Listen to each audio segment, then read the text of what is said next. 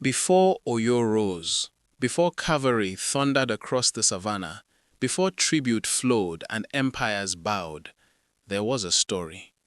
A story about origin, about a man who descended from the sky, about a city that claimed to be the cradle of kings, and almost everyone believed it. But origin stories are not neutral. They are tools. And before Oyo ever called itself powerful, someone else defined what power meant. I tell stories history softened. Subscribe if this kind of truth matters. Before Oyo, there was Ilé-Ifẹ.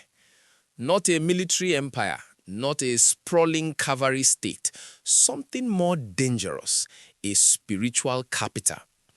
In Ife, kingship was not seized, it was sanctioned. The Oni did not rule vast territory, he ruled legitimacy. If you wanted to govern Yoruba land, you needed more than soldiers, you needed narrative. Ife offered cosmology, ritual authority, divine ancestry. The myth of Odùduwà descending from above did more than inspire faith. It centralized identity. Power flowed through belief, and belief travels farther than an army.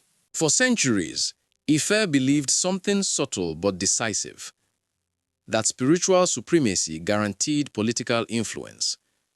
If kings across Yoruba lands traced their lineage back to Odùduwà, if they sought ritual approval, if they acknowledged ancestral legitimacy, then the center would never truly weaken. It was a reasonable assumption, but it contained a blind spot. Legitimacy creates kings. It does not control them. And once descendants spread outward toward Ekiti, Ijesha, Ijebu, Owu, Ketu, and eventually Oyo, they carried Ife's myth, but not Ife's leash. The Yoruba did not begin in Oyo. They began in dispersion. Clans migrated, sub-kingdoms formed, forest polities took root. This was not collapse, it was expansion. But expansion creates distance. Distance creates autonomy. And autonomy slowly reduces dependence on the center. Power was decentralizing, quietly. And Ife will not have recognized it fast enough. Historians debate the precise political structure of early Ife, but the pattern of outward migration and autonomous formation is clear. Authority was diffusing. Then geography intervened. North of the forest belt, the savannah opened, and in that terrain, a different type of power became possible. Horses, mobility, rapid response. The region that would become Oyo sat at the hinge between forest and savannah. It was exposed, vulnerable to northern raiders, Nupe incursions, and shifting trade routes. But vulnerability forces adaptation. Where forest kingdoms relied on walls and ritual structure, Oyo developed cavalry. Military organization began to rival spiritual authority. And once you control movement, you begin to control trade. Oyo did not initially dominate. It struggled. At one point, it even fell under Nupe pressure. But that humiliation forced recalibration. Military reforms, centralized command, a more structured political hierarchy. The Alaafin ruled, but not alone. The Oyo Mercy Council balanced him. Checks and constraints were built into the system.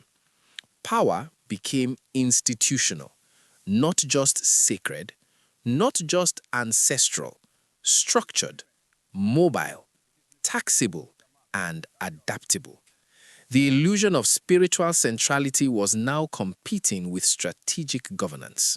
Oyo did something subtle but decisive. It did not reject Ife's myth. It absorbed it. The Alaafin still traced ancestry to Odùduwà. The cosmology remained intact, but the operational center of power shifted north. This was not rebellion, it was repositioning. The sacred origin stayed in Ife, the military and economic engine moved to Oyo, and once tributes began flowing outward from Oyo rather than inward to Ife, the balance was clear. Power had relocated, without formally declaring war on memory. Ife likely believed myth ensured influence. Oyo understood that mobility ensured survival. Both were correct for a time, but when Oyo's cavalry extended into Dahomey, when trade routes tightened, when tribute systems expanded, the perception changed. Oyo was no longer a descendant kingdom. It was an empire, and empires do not orbit centers, they create them.